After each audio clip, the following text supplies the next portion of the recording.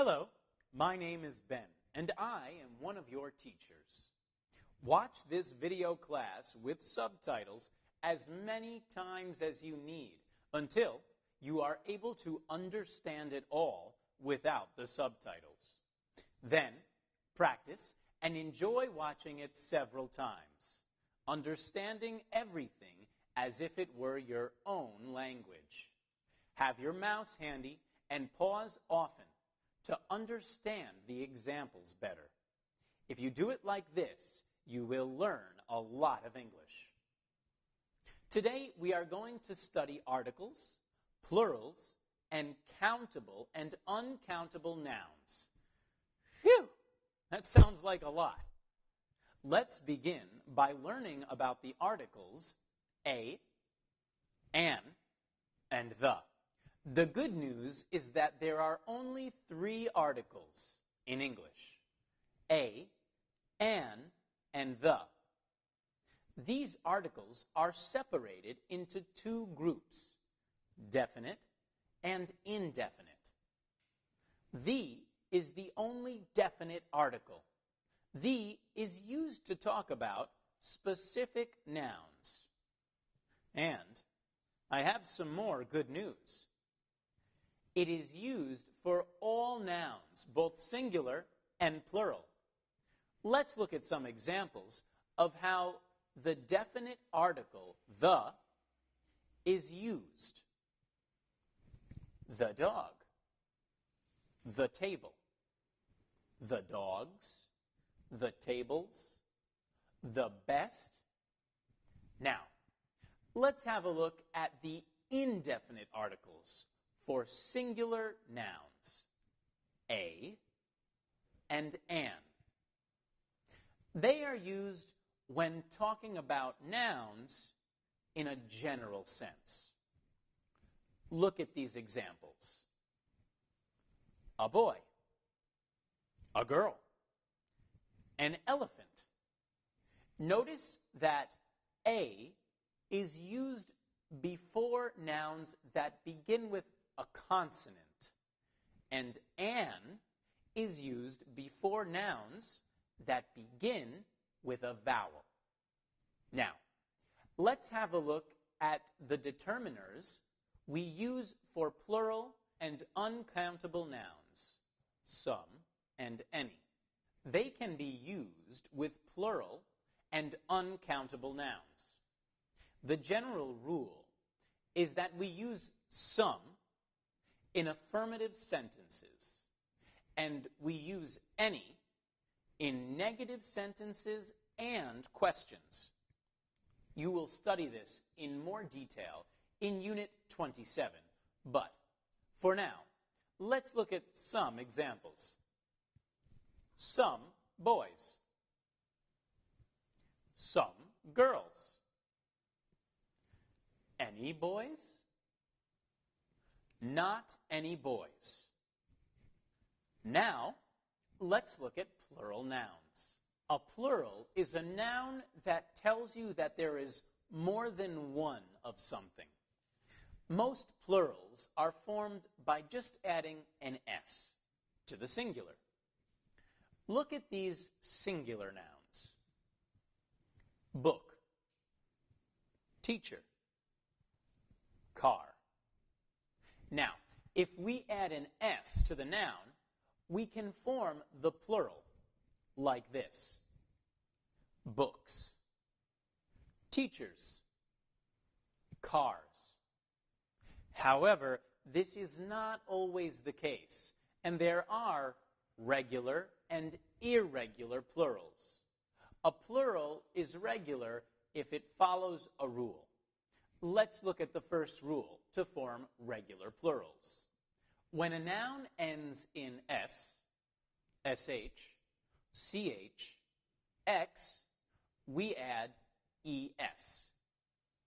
Look at these examples. Bus becomes buses. Watch becomes watches. Brush becomes brushes. Let's look at the second rule to form regular plurals. When a noun ends in a consonant plus y, we take away the y and add ies. Let's look at the words factory and strawberry. They both end with the consonant r and the letter y. So the plural forms are factories and strawberries. However, when a noun ends in a vowel and a y, no change is made, and you simply add on s, like in these examples. Boy becomes boys. Key becomes keys. Tray becomes trays. Let's look at the third rule to form regular plurals. When a noun ends in f, or fe, we take away the f, or fe, and add ves. Let's look at some examples. Wife becomes wives. Leaf becomes leaves. Shelf becomes shelves. Now that we have learned about regular plurals, let's take a look at irregular plurals. What you need to know about irregular plurals is that they are the exceptions to the rule. Just remember, the more you practice them, the easier they will be to remember. Let's take a look at some of them. I will first read the singular and then the plural. Man. Men. Woman. Women. Child. Children. Person. People. Foot. Feet. Tooth. Teeth. Mouse. Mice. Sheep. Sheep. Fish. Fish. Be sure to revise these. We also have only plural nouns. These are nouns that have no singular form. So the verb to be, for example, we use the form are and not is with them. Let's have a look at some. The trousers, the glasses, the scissors, the clothes. We can also say a pair of trousers or a pair of glasses, a pair of scissors, to use them as singular nouns. Finally, let's take a look at countable and uncountable nouns. Countable nouns are easy to remember. They are things that we can count. Let's look at some examples of things we can count. Tables, houses, cars, dogs, horses, windows, dollars, etc. We can say 1 table, 2 tables, 3 tables, etc. It's that easy. And lucky for us, uncountable nouns are just as easy to remember. They are nouns that cannot be counted as separate things, such as water, sugar, money, oil, sand, etc. One last thing to remember. Countable nouns have singular and plural forms, and uncountable nouns just have a singular form. The word some can be used with both countable and uncountable nouns. A good example of a countable noun is some dollars, and of an uncountable noun, some money.